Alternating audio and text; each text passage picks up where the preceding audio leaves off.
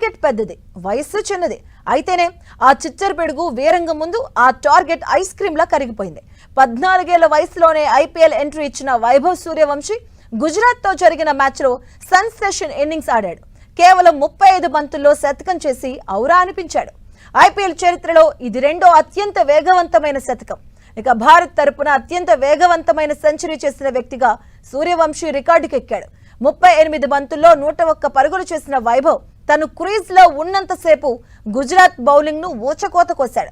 11 4లు 7 6లతో విరుచుకుపడిన వైభవ్ వరుస ఓటములతో సతమతమవుతున్న రాజస్థాన్ రాయల్స్ కు మరపురాని విజయాన్ని అందించాడు. ఐపీఎల్ చరిత్రలో గుర్తుండిపోయే మెరుపు ఇన్నింగ్స్ ఆడాడు. దీంతో రాజస్థాన్ 15.5 ఓవర్లలో 210 పరుగుల లక్ష్యాన్ని ఛేదించింది. ఇక వైభవ్ అవుట్ అయిన వెళ్తున్న సందర్భంగా అభిమానులు స్టాండింగ్ ఓవేషన్ ఇచ్చారు. రాజస్థాన్ ఆటగాళ్లు లేచి నిలుచొని చప్పట్లతో స్వాగతం పలికారు.